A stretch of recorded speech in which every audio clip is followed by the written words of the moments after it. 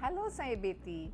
Dalam web seminar ini, kami akan membicarakan mengenai apa yang akan terjadi jika Anda mengalami kecelakaan di tempat kerja. Tergantung dari tingkat keparahan kecelakaan Anda harus mencari bantuan medis sesegera mungkin dengan cara menelpon 999 dan meminta ambulans untuk datang, atau pergi ke bagian kecelakaan dan gawat darurat. Secara langsung, Anda juga harus memberitahu majikan Anda sesegera mungkin.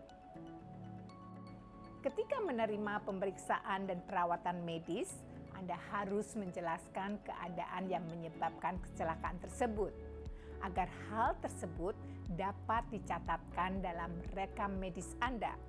Hal ini juga dapat membantu memastikan bahwa Anda dapat menerima diagnosa dan perawatan yang tepat. Anda harus menindaklanjuti perawatan yang Anda telah terima dengan memberitahu majikan Anda secara tertulis mengenai kecelakaan Anda. Tuliskan tanggal, waktu, lokasi, para saksi, dan detail-detail lain yang bersangkutan dengan kecelakaan tersebut. Pastikan Anda menyimpan salinan dari surat tersebut. Jika kecelakaan Anda mengharuskan Anda untuk mengambil cuti sakit untuk beristirahat, pastikan bahwa Anda memperoleh sertifikat cuti sakit supaya biayanya dapat dibayar kembali oleh majikan Anda. Simpan salinan dari semua sertifikat-sertifikat tersebut. Anda atau majikan Anda harus melaporkan ke semua kecederaan kepada Departemen Tenaga Kerja dalam jangka waktu 14 hari setelah kecederaan terjadi.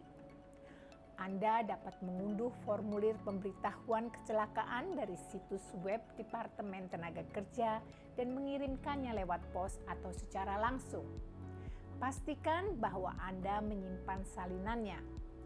Anda akan menerima surat pemberitahuan dari Departemen Tenaga Kerja bahwa kecelakaan Anda telah didaftarkan. Untuk kecederaan fisik, jika Anda telah didiagnosa atas penyakit akibat kerja seperti sindrom lorong karpal atau keracunan kimiawi, Anda harus memberitahu Departemen Tenaga Kerja dalam jangka waktu 14 hari setelah diagnosis. Jika majikan Anda tidak mengambil asuransi yang tepat, Anda mungkin dapat mengajukan klaim kompensasi dari divisi ganti rugi pekerja di Departemen Tenaga Kerja. Klaim tersebut harus diserahkan dalam jangka waktu 24 bulan setelah kecederaan terjadi atau diagnosis. Jika Anda didekati oleh perusahaan atau orang yang berjanji untuk mendapatkan kompensasi untuk Anda, berhati-hatilah. Adalah ilegal di Hong Kong untuk berbagi manfaat atau proses hukum dengan orang-orang lain di Hong Kong, dan hal ini dapat mengakibatkan denda atau dipenjara sampai 7 tahun. Jika Anda memutuskan untuk membuat klaim kompensasi lewat divisi ganti rugi pekerja, Anda harus mengetahui hal-hal berikut ini. Butuh waktu yang lama, mungkin sampai dengan 1 tahun. Laporan medis yang terperinci akan juga diperlukan. Laporan investigasi polisi yang terperinci mungkin diperlukan. Profesional lainnya seperti petugas penyakit akibat kerja mungkin akan diharuskan untuk menuliskan sebuah laporan. Divisi ganti rugi pekerja akan berusaha semaksimal mungkin untuk mencari resolusi di antara kedua belah pihak agar keduanya tidak harus pergi ke pengadilan. Klaim apapun harus diajukan dalam jangka waktu 24 bulan setelah kecederaan terjadi. Anda harus mencari nasihat dan bantuan hukum sebelum memulai proses klaim. Kami telah mengumpulkan daftar periksa dari hal-hal penting yang Anda bisa rujuk kapan saja.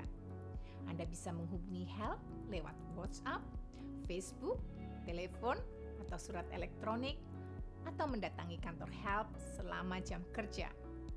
Kami berharap bahwa Anda akan menonton web seminar yang akan